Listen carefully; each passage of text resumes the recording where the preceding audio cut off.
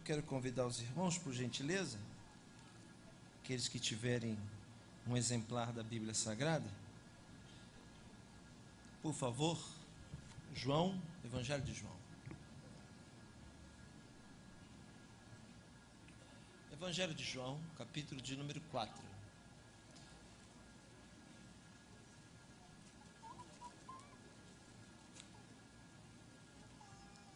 Todo conhecimento possível da vida já está embutido na mente humana. A grande questão é que nós não temos acesso a esse conhecimento que está dentro de nós. Quando Deus fez o primeiro homem, toda a palavra hoje que você tem na mão estava embutido dentro dele. Quando Adão desobedeceu a Deus e pecou, essa palavra saiu de dentro dele, passou a não existir mais dentro do homem. Desde então a gente anda com ela debaixo do braço. Desde então a gente guarda ela escrita em papéis. E já foi escrita em pedra, em madeira, em pergaminho. Mas o grande desafio é fazer o que está aqui no papel voltar a existir dentro de nós. Por isso que a palavra de Deus tem um papel fundamental, único no culto. Ela tem a incumbência, a responsabilidade desafiadora de tirar do que está escrito aqui nesse papel e passar a colocar dentro de nós para ter vida. Só o que está escrito no papel não tem vida. Só vai ter vida quando a gente viver o que está escrito no papel dentro de nós. João capítulo 4, por gentileza, texto bem conhecido. Vamos ler o que está escrito no versículo 39, 40, 41 e 42. Assim está escrito: muitos samaritanos daquela cidade creram nele, em virtude do testemunho da mulher que anunciara. Ele me disse tudo quanto tenho feito. E vindo, pois, os samaritanos ter com Jesus, pediam-lhe que permanecesse com eles, e ficou ali 2 dias. Muitos outros creram nele por causa da sua palavra, e diziam à mulher: já agora não é pelo que disseste que nós cremos, mas porque nós mesmos temos ouvido, e sabemos que este é verdadeiramente o Salvador do mundo. Olhos fechados. Baruch et Adonai Hamevorav Leolan Vaed Baruch Hashem Kavol Malchuto Leolan Vaed. Bendito és tu, eterno nosso Deus, Rei de todo o universo, sua palavra dura para sempre. Bendito seja o seu nome, o seu reino jamais terá fim. Fale conosco nesta noite de forma clara, concisa e poderosa. Fala não o que nós queremos ouvir, mas fala o que nós precisamos ouvir. Por isso, Senhor Deus, te pedimos, exorta, ensina e edifica. E que ninguém saia daqui nesta noite, desta casa, da mesma forma que entrou, mas que saiamos daqui diferentes, melhores, pela sua palavra. Te agradecemos em nome de Jesus, nosso Senhor e Salvador, para a sua honra e glória. Amém. Em relação ao mundo que vivemos, eu acho, sem dúvida nenhuma, e é uma opinião coerente minha, que é uma contradição existencial o mundo, o planeta em que vivemos, se chamar como se chama, planeta Terra. Mesmo porque esse planeta deveria se chamar planeta Água. 2/3 da composição deste planeta é água. E desses 2/3, senhoras e senhores, muitos de vocês estudiosos sabem, eu sou apenas um leigo. E desses 2/3, menos de 10% da água existente no mundo é própria para consumo, nós chamamos de potável, e não necessariamente doce. A regra se segue em todas as esferas de existência. Não é só o planeta que tem grande parte da sua composição feita de água. Não. Nós em si mesmos temos a maior parte da nossa composição corpórea, da nossa matéria, composta de água.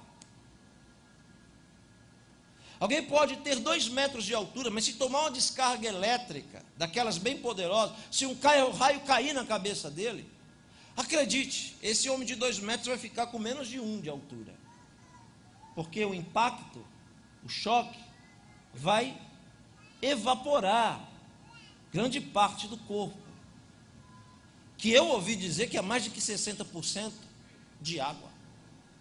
Então, se este elemento chamado água é tão importante na própria existência, não só do planeta, mas de nós também, temos que entender que podemos viver neste mundo sem muitas coisas, e há quem diga que aguentamos muito tempo até sem comer, mas dificilmente vamos viver sem água, porque a água vai fazer parte da nossa necessidade primária. Gente não vive sem água, é impossível. Alguém está dizendo, esse pregador é doido. O que ele está falando? Estou falando exatamente do texto que nós lemos. Jesus está atravessando uma terra que não é o Amazonas, que não é o Brasil. Capítulo 4 de João começa dando uma informação precisa. Jesus está atravessando uma região desértica. São terras inabitadas, quase inabitadas há 2000 anos atrás. Terras que receberam o seu nome há 4000 anos atrás, 2000 anos antes de Cristo. Terras que receberam o nome de Sicar. Essas terras foram dadas de Jacó. O nome dessa terra foi dada por Jacó, um dos patriarcas, pais da fé do povo hebreu. Jacó é o terceiro na sucessão patriarcal. Abraão é o primeiro, Isaac é o segundo, Jacó, Avino, é o terceiro, nome que incoerentemente, equivocadamente, alguém diz que quer dizer trapaceiro. Mentira, Jacó quer dizer aquele que agarra. Este patriarca Jacó, vivendo em dias remotos, 2000 antes de Cristo, 4000 para nós hoje, em um momento de profunda escassez da sua vida, teve uma ideia genial: cavar um poço no deserto. Eu não sei se isso é genial. Eu poderia chamar isso de intrigante. Eu poderia dizer muito mais do que isso. Poço, para mim, representa atitude de fé. Porque você pode cavar um poço e você vai gastar tempo, você vai gastar esforço, energia. Mas uma coisa é certa, você nunca vai ter certeza se ali tem água. Você também não sabe a hora que você vai encontrar água. Então, poço para mim é atitude de fé.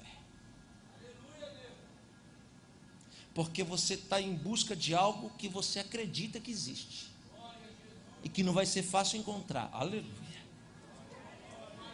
Mas que você, pela fé, não vai desistir enquanto não encontrar.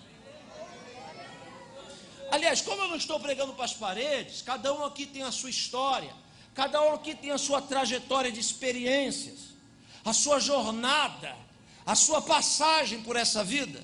E uma coisa será marcante na vida de todos nós: durante toda a nossa existência, nascemos para cavar poços. Alguns começam e não terminam, outros ficam murmurando, dizendo: a terra é muito dura, não vou nem tentar. Sabe por quê? A gente cava poço só por uma coisa: porque a gente precisa encontrar água.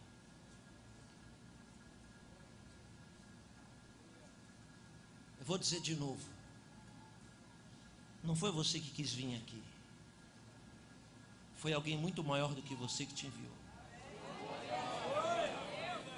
Sabe por quê? Porque esse alguém conhece a sua necessidade mais profunda e mais remota.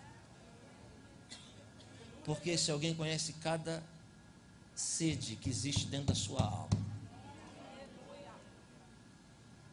Porque se alguém sabe o tamanho da língua que está para fora cansado, eu estou falando com pessoas cansadas.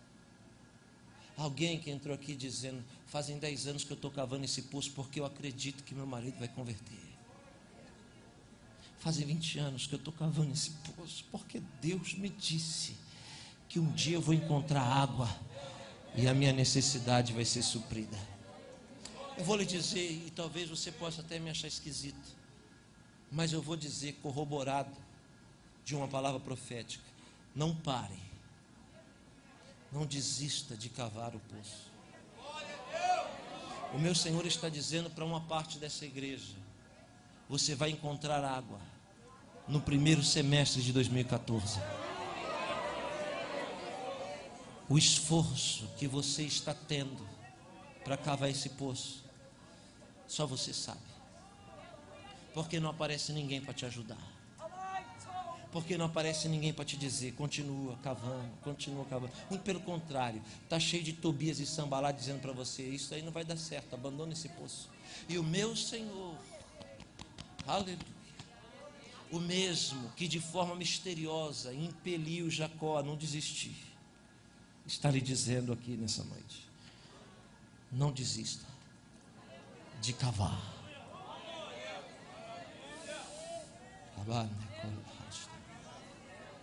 Não pare de cavar este poço. Alguém está te dizendo, vai demorar para encontrar água. Não importa quanto tempo. O que importa é que você vai encontrar a tão fundamental água que vai saciar a sua sede. Quantos estão com sede aqui nessa noite? Levante a mão.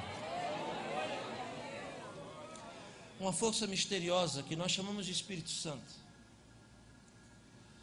Essa coisa que diz para o rio, segue a trilha e vai ao encontro de algo maior que você. Todo rio, de forma misteriosa, traça o seu caminho nas veredas da terra, enfrenta as montanhas, as subidas, as descidas, todos os rios, porque existe algo misterioso que diz para o rio, você precisa encontrar algo maior que você. Todo rio corre em direção do mar. Ele pode estar distante o que for, mas ele sabe que uma hora ele vai encontrar o mar. Quando ele nasce é um riachinho. Pode ser que quando ele encontre o mar seja largo e profundo. Não importa. O que importa é que ele sabe que uma hora ele vai encontrar algo maior do que ele. Essa força misteriosa que deve ter impelido Jacó a chegar nas terras de Sicar há 4.000 anos atrás. E no meio do nada, sem tecnologia nenhuma, começar a cavar um poço. A vitória que aquele poço trouxe para Jacó é tão marcante que ele está lá até hoje, no meio do nada. E todos os seres humanos que passaram ou não passaram por ali, sabem que ali o patriarca Jacó esteve. E aquele poço, aleluia, é muito mais do que um poço. Aquele poço é um troféu. Aquele poço é um altar. Muito mais do que isso. Aquele poço é um marco. Aquele poço é um marco na história de um homem que não desistiu em meio aos contratempos. Se você é daqueles que desiste em meio aos contratempos, é porque você não está pronto e preparado para cavar poço. E quem não estiver pronto e preparado para cavar poço, vai morrer de sede. Porque nem toda água vai brotar da pedra para você. Por isso, esse plano, esse projeto que Deus colocou no seu ser, dentro da sua mente, no seu coração, é o seu poço. Não desiste dele. Não desiste dele, não desiste dele, não desiste desse negócio. Aquele marco permaneceu, ultrapassou o tempo. É maior do que os altares que Abraão edificou, que Gideão edificou, que nem existem mais. Mas o poço está lá até hoje. E 2.000 anos depois, aquelas terras deixaram de se chamar Sicar e passaram a se chamar Samaria. Eu gostaria de me apegar nesse detalhe, senhoras e senhores, de profunda significância bíblica. Jesus está a 2000 anos de Jacó e 2000 anos de nós. Então quer dizer que Jacó está 4. 1000 anos antes de Jesus nascer, redobre sua atenção, por favor. O país, composto de 12 tribos, chamado Israel, está prestes a se romper. Estou explicando sobre Samaria. Está prestes a se romper. O país era um só, chamava-se Israel. A capital era uma só, chamava-se Jerusalém. A fé era uma só, era o judaísmo. A adoração era feita num lugar só, no Monte Moriá, no templo que Davi projetou, que Salomão construiu, 1000 anos antes de Jesus nascer. Quando Salomão morre, aproximadamente 900 anos antes de Jesus nascer, o país racha. E agora não é só mais um país, para você entender, e daqui a 20 minutos eu começo a mensagem. Agora não é só mais um país, o país agora tem 2 nomes, são co-irmãos. O reino do sul passou a se chamar Judá, ficou a maior tribo, Judá, e a menor, Benjamim. Mas o reino do sul, que é o remanescente da fé pura, permaneceu-se com a sua capital chamada Jerusalém, decorrente também do templo central que Deus havia mandado fazer em Jerusalém. O reino do norte passou a se chamar Israel e fundou uma nova capital, chamada Samaria. Qual o problema nisso? Nenhum. Estão interligados, são co-irmãos, é o mesmo sangue, é o mesmo patriarca, é a mesma fé, quase a mesma fé. O problema é que a Bíblia diz que judeus, por isso da tribo de Judá sul, e samaritanos do norte, não se falavam nos dias de Jesus. Isso quer dizer então que judeus e samaritanos não se falam há 1000 anos. Que rixa que é tão poderosa, que rixa que é tão significativa, capaz de dividir povos, irmãos, por 1000 anos. Olha, a rixa é uma só. É que os samaritanos, senhoras e senhores, construiu em Samaria um templo que era cópia do templo de Salomão no sul. Tá, pastor, e aí, qual o problema? O problema é um só. Deus disse que não era para existir cópia desse templo em lugar nenhum. Nem em Samaria, nem em Nova York, nem em São Paulo no Brás, nem em lugar nenhum. Está escrito na Bíblia que em nenhum lugar do mundo se poderia ter uma cópia do templo santuário que estava em Jerusalém. Ora, quando os samaritanos copiam o templo de Deus, o espírito do diabo entra neles. Por quê? Porque desde que o diabo é diabo, a essência dele é copiar Deus.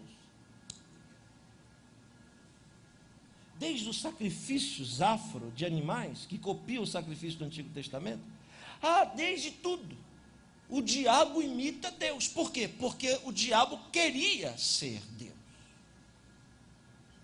Então, pelo fato dos samaritanos terem edificado aqui no norte um santuário que era a cópia exata do templo do sul, agora os samaritanos se passam julgadores da verdade, ou seja, agora eles acham que Deus só está com eles e não está mais com os do sul.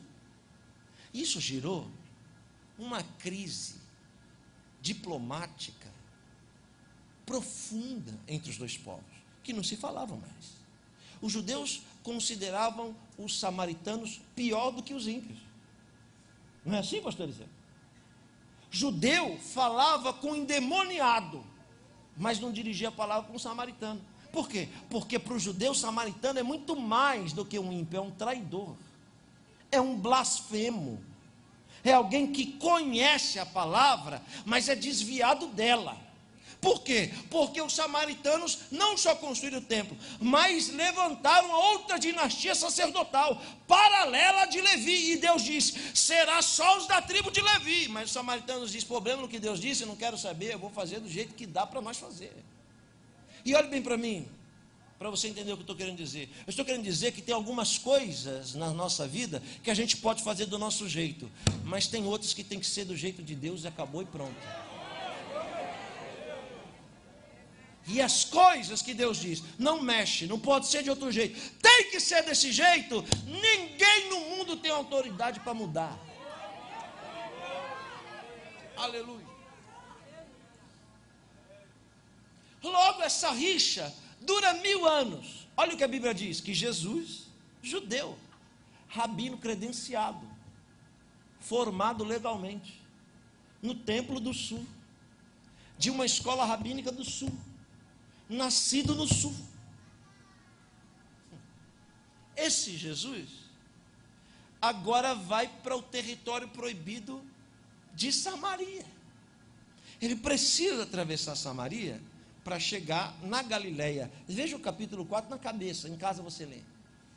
Então a Bíblia diz que Jesus se retira e vai em direção da Galileia, e para isso ele tem que passar em uma província, nem chamava de cidade, província, chamada Samaria.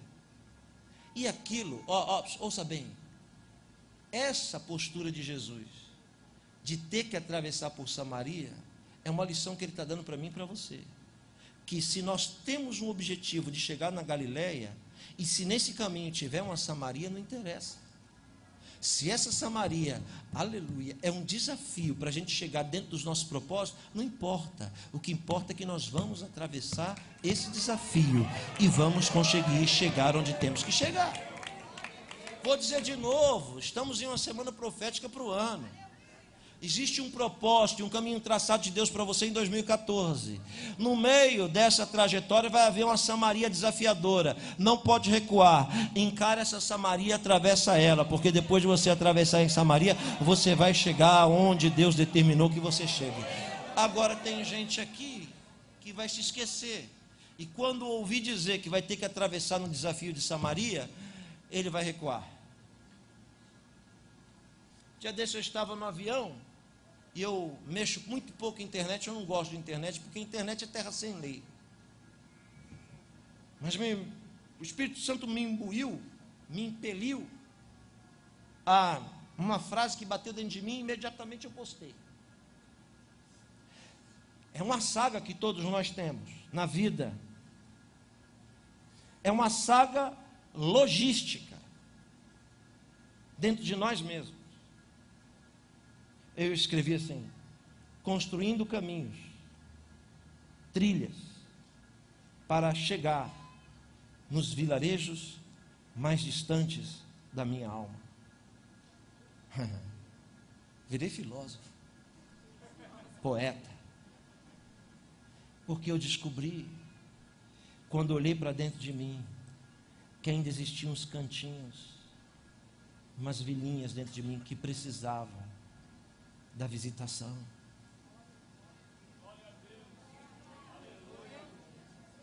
Sabe aquelas vilinhas que a eletricidade não chega, que não tem água? Sabe aquelas vilinhas que ninguém quer ir? Sabe? Aquelas Samarias que o seu melhor amigo não tem acesso, que você não teve coragem de contar para sua esposa. Sabe aquelas vilinhas de Samaria que a gente não investe, que a gente abandona, que a gente entrega ao acaso, ao destino. Eu desafiei-me a mim mesmo a chegar lá, mas logisticamente a minha alma dizia: não tem estrada para chegar lá, porque ela sabia que eu não podia chegar lá. Porque quando a gente chega na vilinha, a gente está desabituado com a vida que a gente vive aqui na cidade. Então, o nosso conforto de onde estamos, o nosso conforto de avanço espiritual que temos, desaprova o teste dos vilarejos. Alguém me entende? Ou não? Não, né? Eu acho que eu falei algo muito alto, né? Deixa eu então abaixar um pouco. Existe uma Samaria proibida dentro de cada um de nós. E Jesus está profundamente interessado em dar uma passada por ela. Aquele trauma de 1993, aquele trauma do tapa na cara que a gente tomou, daquele que falou mal e daquele que nos traiu, a gente exilou no vilarejo de Samaria e tornamos esse vilarejo uma província. Não existe super-homem nem mulher maravilha. A única diferença que existe em nós é por fora, mas aqui por dentro a gente é tudo igual. Não vem me dizer que já chegou luz nos vilarejos escuros lá do cantinho, que até você tem medo de passar nele. Eu estou lhe dizendo que a luz está indo em direção a eles. Jesus vai desbravar os caminhos mais tortuosos. E não importa se você tem 50, 10, 30 ou 2 meses de crente. O que importa é a disposição que você tem para construir um caminho para chegar lá. Jesus vai em direção a Samaria. E eu imagino os discípulos de Jesus dizendo: ah, não, Samaria? Não, você sabe, Jesus, lá tem aquele povo traidor, lá tem aquele povo que não presta, não existe nada bom em Samaria.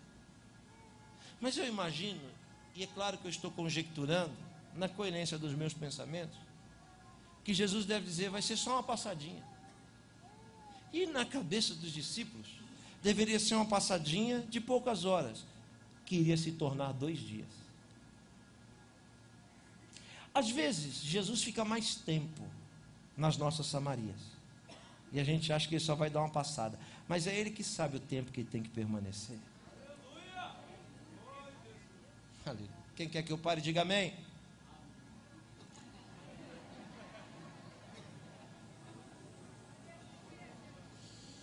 Arruma o som aqui para esse lado, irmão.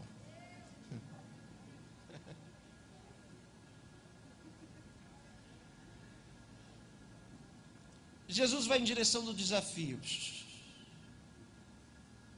E quando ele chega ali em Samaria, olhe para cá.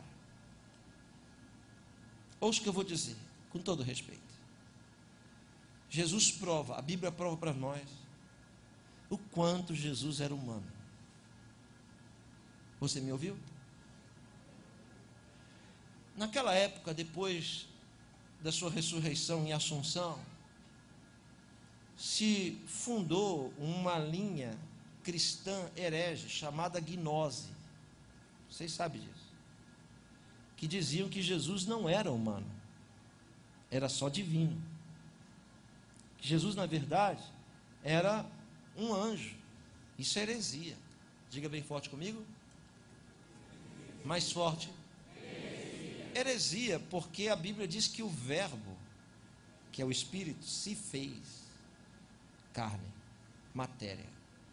E no capítulo 4, a gente encontra Jesus humano, divino, mas humano, porque a Bíblia diz que quando ele chega nas terras de Sicar, ele se cansa. Ele se cansa porque não tinha esse ar-condicionado maravilhoso que tem aqui. Ele se cansa, preste atenção, e agora ele procura um poço para suprir a necessidade básica da existência humana. Aí o irmão entendeu a volta toda que eu dei. Quando Jesus olha para o poço, olha bem para mim, e você também olha para um poço, logo no deserto, olhou, encontrou um poço, o que você vai achar? Que lá tem pão? Não, que lá tem. E a necessidade da água no deserto, é claro que é tradicional. Quem cava um poço no deserto, naquelas terras áridas do Oriente Médio, cava não pensando só nele, porque ele não vai existir para sempre, mas o poço vai se ninguém entulhar. Então, todo mundo que bebe daquela água, aleluia, tem na obrigação tradicional e espiritual de bendizer o nome de quem fez aquele poço. Ou seja, quando a pessoa dá a primeira golada na água e mata a sua necessidade, que nós chamamos de sede, ele tem que falar em língua hebraica, um abrahot, uma bênção, abençoando a pessoa que cavou aquele poço, para hoje ele estar usufruindo e bebendo aquela água. Você não entende o que eu disse? Eu estou falando que Jacó foi abençoado por Jesus, e por muitos e muitos que beberam daquela água, que Jacó nem conheceu, que Jacó nem sabia quem era, e que bebem até hoje, e que quando bebem, são obrigados a dizer: bendito seja o homem que cavou esse poço, aleluia, e o Deus que o ajudou a cavar esse poço aqui nesse deserto. É muito forte isso. Jesus encosta no poço e senta. Os discípulos começam tudo a murmurar, dizer: ei, Jesus, aqui, vamos embora. Aqui não é lugar da gente parar, porque isso aqui é território proibido. Isso aqui é terra de Sicar, isso aqui é Samaria. Vamos fazer o que aqui? Nesse Afeganistão? Vamos embora. E eu imagino que Jesus diz assim, tão apressado, né? Então faz o seguinte: vai até a padaria, vai até a cidade, vai até o mercado, vai buscar comida, porque eu vou ficar aqui na beira desse poço. Eu não quero comida, eu não quero pão, eu quero água.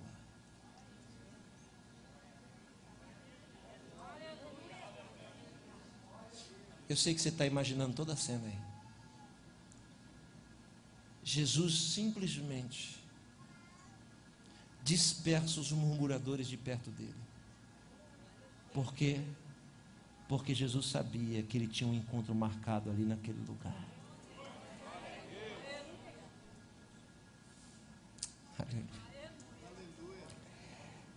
É Deus que proporciona os encontros. E tem muita gente ao seu redor que Jesus precisa dispersar, porque senão ele vai estragar tudo e vai estragar o encontro. Por isso não se assuste, porque nem sempre aqueles que andam conosco acreditam em nós. Aí, para não haver objeção e murmuração, Jesus dispersa eles. É só por um tempo. É porque eles não vão entender o que vai acontecer nesse encontro. Eles vão criticar o que vai acontecer nesse encontro. Eles vão questionar o que vai acontecer nesse encontro, que vai ser no primeiro semestre de 2014. Exatamente na beira do poço que você está cavando. A gente cava poço porque a gente tem alguma necessidade. Ei, com todo o respeito que tenho, somos crentes viciados, sabia? Pode ligar a televisão em qualquer canal evangélico, pode frequentar qualquer tribuna evangélica, seja pentecostal, neopentecostal ou não pentecostal. Isso daí já impregnou até nos católicos, sejam romanos ou seja aqueles carismáticos. Já virou febre. As pessoas estão sendo atraídas pelas suas necessidades. Olhe bem, a maioria de nós aqui, começando por mim, eu não me excluo, estamos fadados a vir aqui todo dia por causa das nossas necessidades. Você chama isso aqui de igreja, mas isso aqui é um poço que alguém cavou. Bendito seja o primeiro missionário, pregador, pastor que cavou esse poço aqui. Bendito seja ele, bendito seja o nome dele, bendito seja o Deus dele. Sabe por quê? Porque desde que esse poço aqui foi cavado, milhares e milhares de pessoas já beberam dessa água e saciaram a sua sede. Não foi?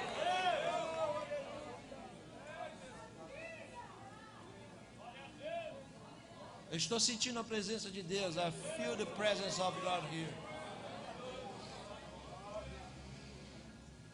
Por que somos atraídos a estar aqui nessa casa hoje? Por quê? Talvez, se um anjo descesse lá no seu quarto e dissesse assim: hoje, dia 3 de janeiro, você vai na DIG, mas eu já estou lhe avisando, você vai ir e eu não vou lhe dar nada. Talvez a maioria de nós voltaríamos para trás e não viríamos. Mas a gente vem na esperança de beber uma gota d'água, porque somos seres necessitados, cheios de sede, sede emocional, sede financeira e qualquer outra sede que você quiser colocar o nome, escolha, está na mesa. Mas primordialmente viemos porque temos necessidade. Você quer que alguém seja salvo, você quer que Deus abra aquela porta, você quer que Deus faça isso, você quer que Deus faça aquilo. Muito bem, para isso é que existe o poço, para suprir as nossas necessidades, que vamos viver a vida inteira dependendo dessa água.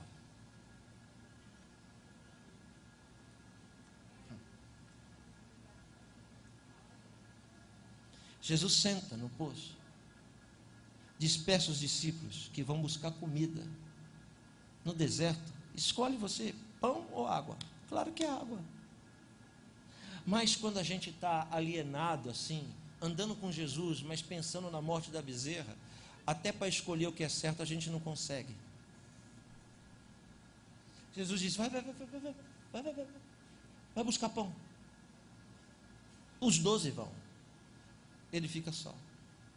A Bíblia é precisa, diz a hora, que hora? Não, que hora era que a mulher chegou? Hora sexta. Hora sexta, no calendário romano, que esse aqui é um calendário romano, ou é o horário judaico? É judaico, pastor? Obrigado pela ajuda. Hora sexta é meio-dia. Agora, quem é que vai buscar água meio-dia? Meio-dia o sol está aqui na cabeça, irmão. Meio-dia o sol está rachando aqui, ó. Você já foi lá em Israel? Não. Meio-dia no verão de Israel é 50 graus na sombra. Sabe esse verãozinho michuruca do Rio de Janeiro? Hoje bateu 40, irmão. Eu vim no ar-condicionado no carro ali, todo todo orgulhoso no ar. Quando eu abri a porta ali do carro que eu desci, quase que eu derreti todo. Você imagina quem é que vai pegar água meio-dia, no meio de um deserto? Ninguém vai.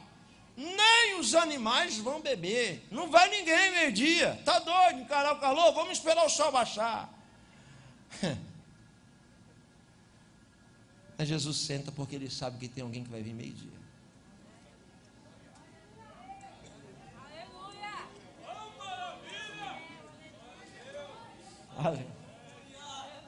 Geralmente quem vem meio-dia é porque está precisando mais.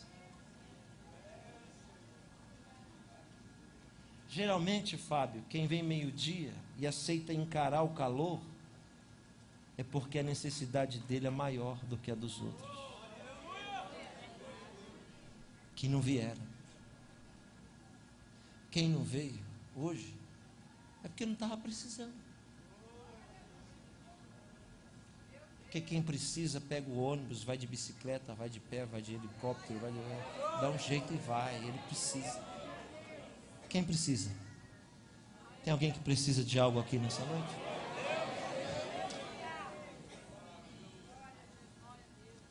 Aí,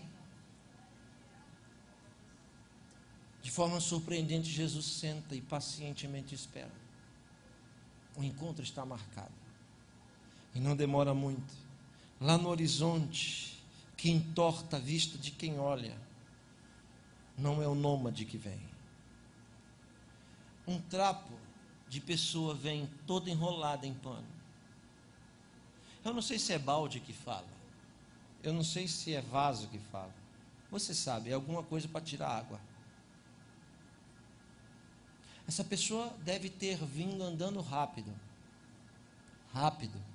Ela não pode perder tempo, ela tem pressa. A força da necessidade a impulsiona a nem sentir o calor escaldante das areias de Sicar, porque ela tem esperança de encontrar algo que refresque a sede que transcende a existência material do seu ser. Ela está acostumada a encarar o sol do meio-dia. Quando ela chega perto, ela deve se assustar, porque ela percebe que o homem que está sentado ali não é da área dela, é a indumentária, é a forma da barba. Até na forma da barba dos rabinos da época, dava para se saber de onde ele era. E eu costumo dizer que, além de ruivo, Jesus deveria ter uma barba de ponta, por causa da escola rabínica de onde ele veio, do sul. A escola de Hillel, grande sábio dos seus dias. Então, era só olhar para Jesus e dizer: aquele ali é crente. É lá da Assembleia de Deus, da Ilha do Governador. Dá para ver, porque é só lá que usa esse cabelo. É só lá que usa esse sapato. É só lá que usa essa gravata. Tem crente que você olha e diz: aquele ali é crente. Está na cara que ele é crente. Eu, por exemplo, sou uma exceção, né?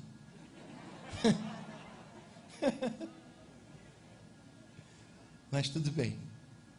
A mulher olha para Jesus e já vê logo que ele é judeu. Ela deve fechar a cara. Por quê? Porque ela já aprendeu que samaritano não fala com judeu. O pai dela, a mãe dela, ensinou a ela que judeu não presta. E ela disse: esse é o conceito, esse é o preconceito que o judeu tem ao meu favor. Então ele pensa algo do judeu e sabe que o judeu pensa algo dele. É uma troca. Então ela já se fecha, se esquiva. E no caso é uma mulher, que a discriminação também existe. Então olhe para cá, estou montando toda a cena para falar uma frase de 10 minutos. O meu jeito assim. O que a mulher faz? Já deve pegar o balde dela e deve, Jesus sentado, ela aqui, Daqui a pouco acontece o improvável. Porque dirigir a palavra a um samaritano, um judeu dirigir a palavra a um samaritano, desonra o judeu. Porque o judeu santo, muito santo, não pode desperdiçar sua palavra santa para alguém tão profano e baixo como um samaritano. Então, é improvável que esse judeu ao menos olhe para ela. Mas é improvável. Mas o que é improvável agora acontece. Alguém muito santo se importa com alguém muito necessitado. Eu estou torcendo para que isso aconteça aqui de novo hoje. Que alguém muito santo e perfeito, aleluia, que está aqui no nosso meio através do Espírito Santo, se importe com alguém muito necessitado como eu e como você é. Que seja improvável, mas que aconteça. Jesus se vira para a mulher, você imagina? O tom de voz, a doçura da colocação. Jesus só era duro com religioso, só dava de frente com o fariseu, só dava de frente com o sacerdote escriba. Pecador? Doçura, por causa do interesse de salvar aquela alma. Eu vou dizer, sabe como é que a gente vai ganhar os pecadores? Sendo doce, não é sendo amargo. Se não converter, vai para o inferno, hein? Vai arder lá no inferno e vai ser choro e ranger de dentes. Eu sei, é verdade, mas vai por outro caminho. Depois você fala do inferno. Vai ser melhor. Não tem como as pessoas se apaixonar pelo seu Jesus se elas não se apaixonarem por você primeiro. Não tem como as pessoas gostarem do seu Jesus se você não fizer elas gostarem de você primeiro. Forte isso. Eu nunca vi um crente antipático ganhar alguém. Porque a pessoa diz, se ele já é assim, imagina o Deus dele. Eu nem quero isso. Alguém me ouve e diga amém. Amém. Na doçura da voz, o mestre se direciona para ela e diz o improvável: dá-me de beber. A mulher deve ter se arrepiado toda. Será que eu ouvi isso mesmo? Mas só está eu e ele. Ela olha e se assusta e diz: como pode alguém tão superior como a vossa excelência, a majestade, se dirigir a palavra para mim? João explica lá no capítulo 4. Ela disse isso porque judeus e samaritanos não se falavam. Viu a explicação que eu dei toda? Histórica. Ela se assustou, porque Jesus falou com ela. Ela disse: como pode o senhor falar comigo? E está me pedindo água? Jesus disse: ah, se tu soubesses quem te pede. Dá até vontade de chorar.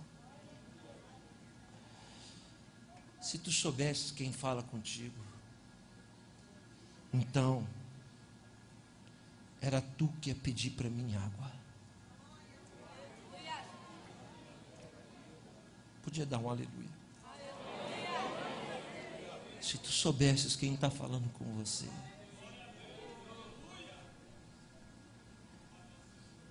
era você que ia pedir para mim e não eu para você. Vamos abrir um parênteses.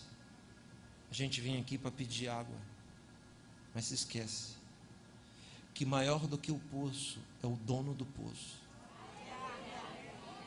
Jesus está aqui. E faz tempo que Ele quer esse encontro a sós com você. Mas você está vindo aqui para arrumar uma namorada. Você está vindo aqui para arrumar um romance. Você está vindo aqui para resolver o seu problema financeiro no banco.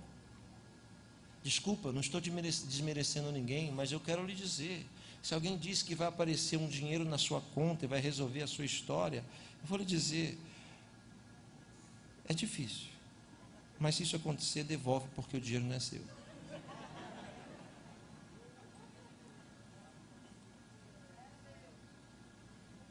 A gente se esquece, porque a gente vem aqui só para beber da água, mas a gente se esquece que o dono do poço está interessado em algo que nós temos. Jesus disse: me dá de beber. Ele está pedindo da água que é dele, porque foi ele que fez Jacó valer. Quando Jesus te der o seu poço, não se esqueça de dar uma parte da sua água para ele.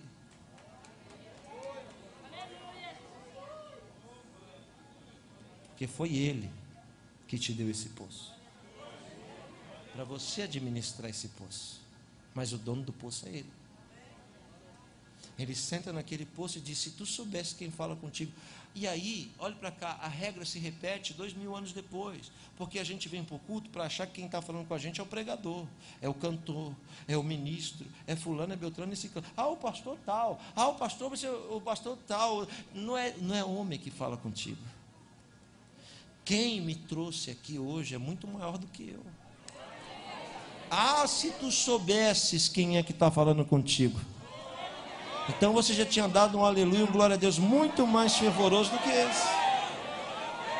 Porque cometemos o equívoco de achar que é o homem que está falando, mas quem está falando é algo muito maior que a gente nem sabe quem é. E pode ser que uma grande parte de vocês não esteja entendendo nada do que eu estou falando, porque nem sempre a gente entende o que Jesus diz na hora, mas depois a gente entende.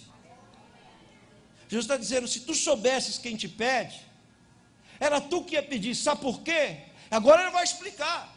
Porque dessa água aí que tu está buscando e bebendo, se esforçando, pagando preço, todo dia você vai ter que vir aqui buscar dela de novo. Sabe por quê? Porque ela mata em partes a sua necessidade, que nunca vai se extinguir. Vai existir sempre a mesma necessidade. E é O que eu quebrei aqui? Oh, desculpa. Depois a gente cola de algum lugar aqui. Hã? É baratinho, né? Dá um desconto, viu, pastor?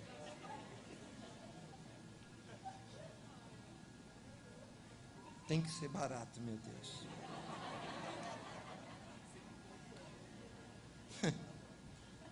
Onde eu estava mesmo? Não sabe, né? Eu vou lhe dizer de novo. Jesus disse para a mulher: ó, olha para cá. Todo dia você vem beber água aqui. Só que você vem beber água e não está resolvendo, porque todo dia você tem que vir beber.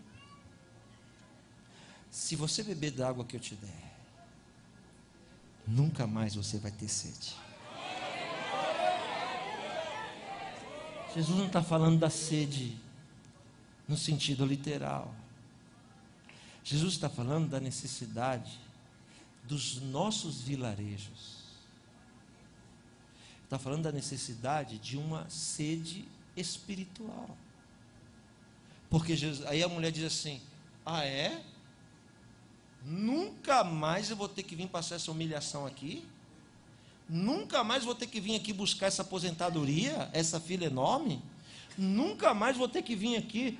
Nunca mais eu vou ter necessidade de novo? Jesus disse isso.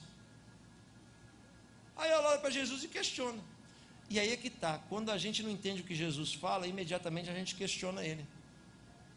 Toda vez que você questionar Jesus é porque você não entendeu nada da mensagem. Agora, olha que coisa. Agora Jesus olha para ele e diz: porque a água que eu vou te dar é água viva. Essa daí é água morta.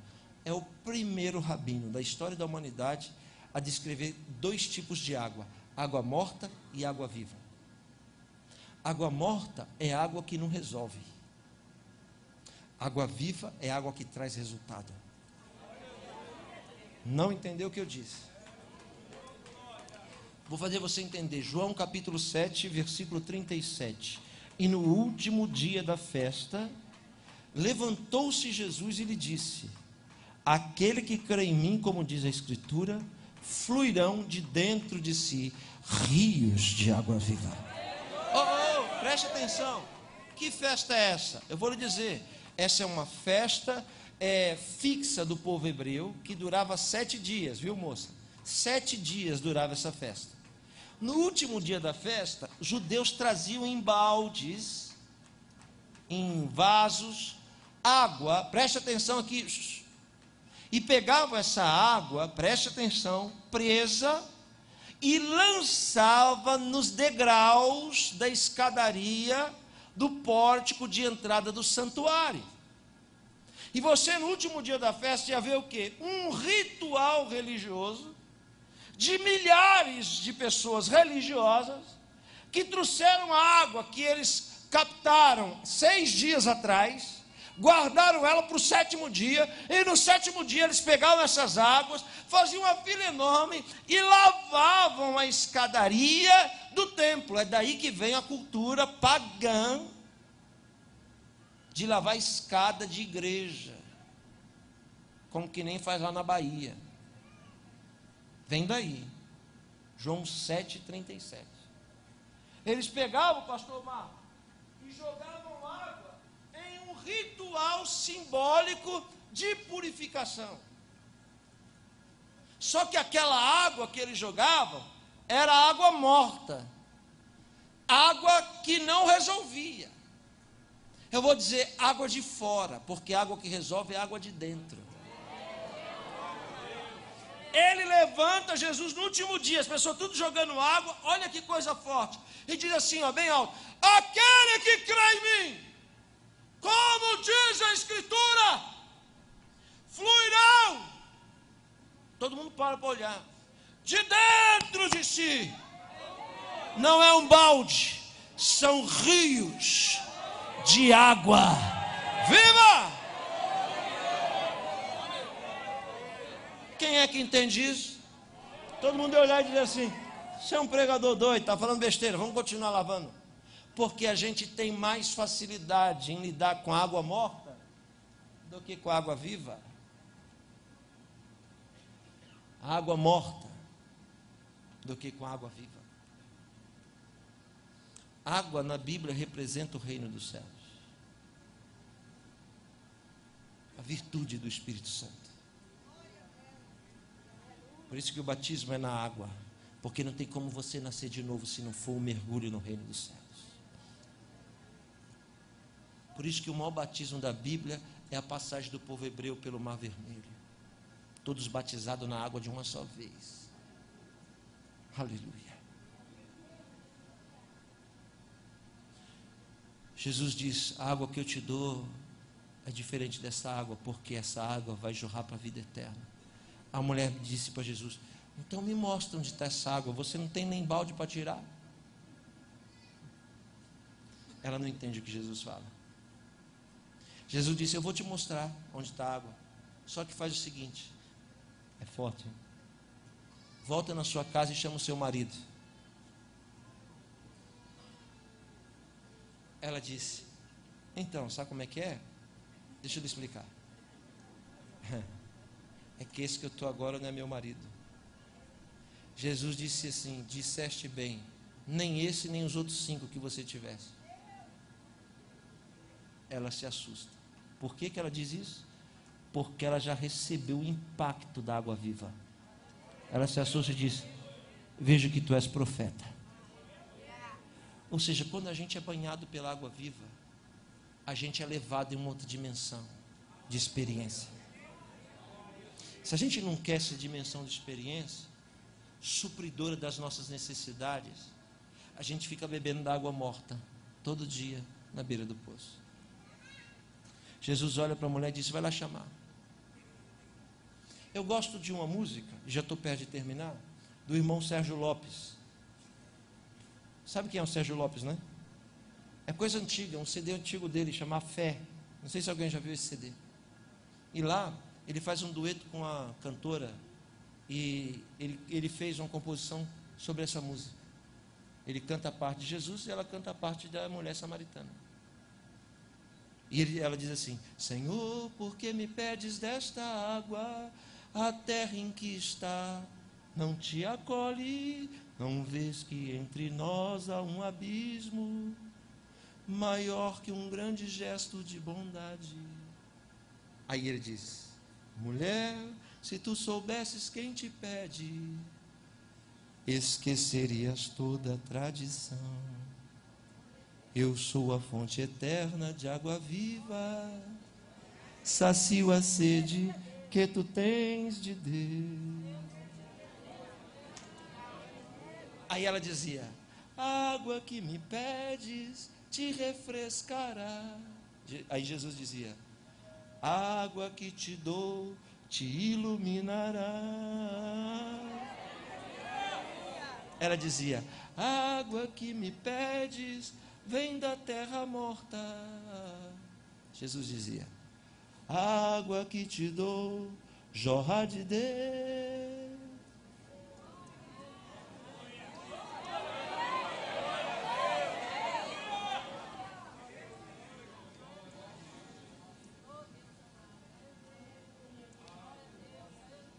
A mulher ficou chocada com aquele encontro. Aquele encontro mudou a vida dela. Ouça, e ela ia naquele poço e agradecia a Deus todo dia. Louvava a Deus pela vida de Jacó todo dia. Mas a gente pode passar a vida inteira fadado a ir para o poço todo dia. Sabe por que ela ia todo dia, meio-dia, quando não tinha ninguém? Porque ela era uma mulher com muitos vilarejos da sua vida inabitados, escondidos e sem luz. E ela encobria esses defeitos, essas imperfeições, essas necessidades não supridas, com os trapos para que ninguém a reconhecesse. Ou seja, alguém vai dizer: a mulher era pecadora. Não sei se a mulher era mais ou menos pecadora do que os discípulos. Porque pode ser que os discípulos não tivessem 5 esposas, mas também não tinham a fé que a mulher tinha. E eu vou dizer uma coisa: os nossos defeitos não impressionam Deus, nem também as nossas virtudes. Deus não se impressiona pelo jejum que a gente faz, Deus não se impressiona pela devoção que a gente tem, Deus não se impressiona pelo dinheiro que a gente dá, nada disso impressiona. Só existe uma coisa no ser humano que deixa o Senhor impressionado: a fé. Eu só vi Jesus parar para pessoas que tinham fé, porque a mulher se joga nos pés dele e diz: mas também os cães comem das migalhas. Jesus parou e disse: estou impressionado, eu nunca vi uma fé como essa lá em Israel. O outro diz assim: não, o senhor não precisa ir lá não, só uma palavra sua já resolve. Jesus olhou e disse: nunca vi fé semelhante a essa. Estamos falando de um centurião, de um romano. Nós estamos falando, senhora, de uma mulher pecadora sírio-fenícia, libanesa. Nós estamos falando de um cego que clamou: Jesus, filho de Davi, e ele disse: vai, a tua fé te salvou. Então, cultiva a sua fé, porque só ela pode impressionar o Senhor. E a fé da mulher impressionou Jesus, porque Jesus parou a sua saga naquela vila, naquele vilarejo sem estrada, no meio do deserto, no meio do nada, onde ninguém queria ir, na beira daquele poço, meio-dia, sol causticante, porque ele tinha um encontro marcado com uma mulher que ele sabia que ia ter fé. A mulher questionou Jesus e disse: mas vocês dizem que adoram em Jerusalém, a gente adora aqui nesse monte, foi Jacó que ensinou. Jesus diz: é besteira, porque está chegando o dia em que não vamos adorar só nesse monte, nem em Jerusalém, porque Deus é Espírito, e importa que nós o adoremos em Espírito e em verdade. Deus vai levantar adoradores em vários lugares. Você não está entendendo, mulher. Ela correu, chegou na cidade, disse para a cidade assim: eu encontrei aquele que os profetas disseram. Porque para Jesus ela diz assim: eu estou sabendo que o Messias é quem vai revelar essas coisas. Jesus olha para ela e diz assim: eu o sou que falo contigo. E ela creu. Jesus falou que era o Messias para quantos que disseram besteira? Que Messias o quê? Ela creu que ele era o Messias. Correu na cidade, não quis mais saber da água, aleluia. Quando você encontrar com ele, irmão, a água vai ser só detalhe, o balde vai nem ter significado nenhum. Quando você encontrar com ele, você vai dizer: encontrei aquele que vai resolver tudo que a gente precisa, e ainda vai fazer algo muito forte acontecer dentro de nós. Porque não adianta nada a gente vir nesse poço e não mudar de vida. Não adianta nada a gente vir nesse poço e não nos tornarmos pessoas melhores do que quando a gente chegou aqui.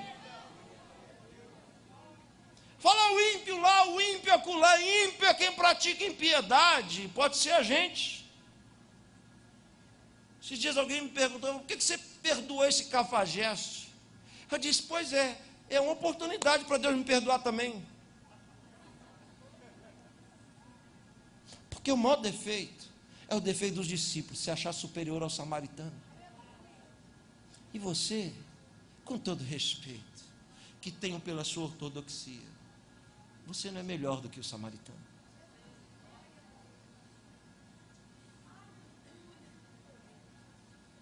Nós temos que julgar-nos ser inferiores aos outros.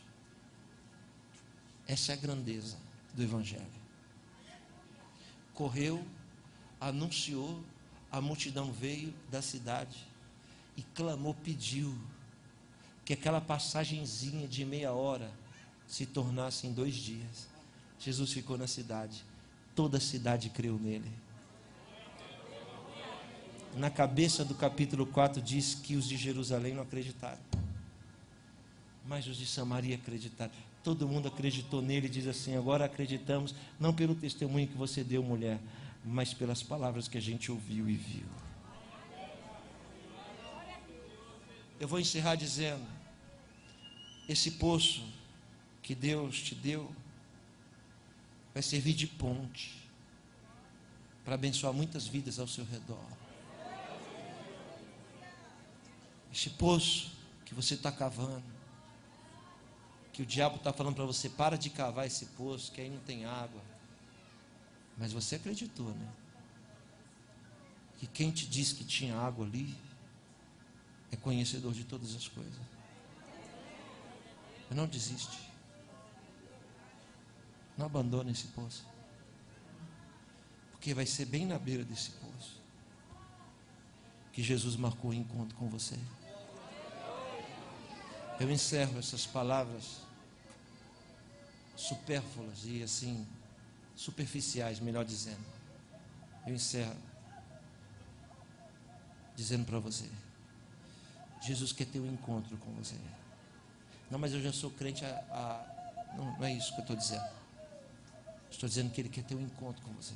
E não importa se você é samaritano, não importa se você é judeu, seja lá o que for, está interessado em você. Fique de pé.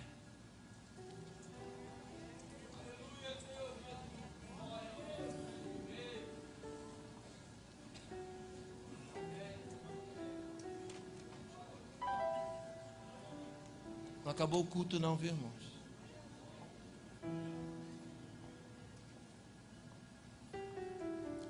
Feche os seus olhos.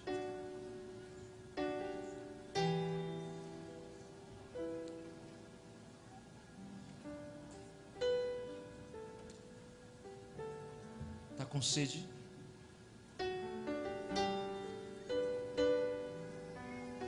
Bem-aventurados que têm fome e sede. Aquele que tem sede, venha a mim e beba.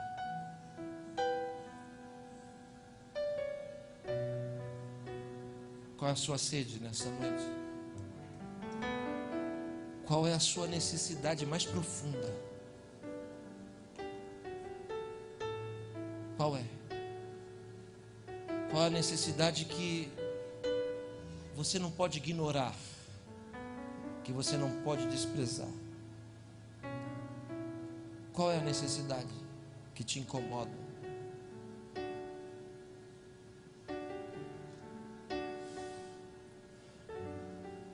Quando a gente vem todo dia buscar água, a gente ameniza a necessidade. Mas quando a gente encontra Jesus, a gente sacia a necessidade.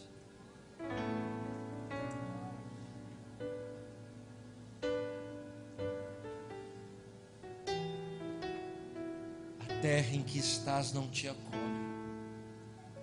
Não vês que entre nós há um abismo maior que um grande gesto de bondade? Eu não posso te dar essa água, homem. Se você fosse samaritano, eu ia fazer esse gesto de bondade, mas eu não posso te dar por causa do abismo que nos separa. Jesus não veio para construir muralhas de separação. Jesus veio para fazer ponte, para unir o que foi separado, para reatar o que foi rompido. Todos os relacionamentos, ou a grande parte dele, que a gente abandonou, deixou ao léu, foi porque nós nos julgamos superiores. Achamos que o judeu da história sou eu e você, e o samaritano da história é aquele que falhou. Mas veja o interesse de Jesus pelo fraco, pelo necessitado, pelo pequeno, pelo solitário, pelo desprezado.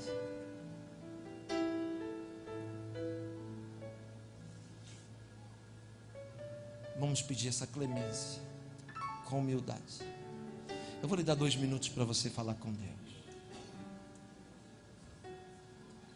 do seu jeito.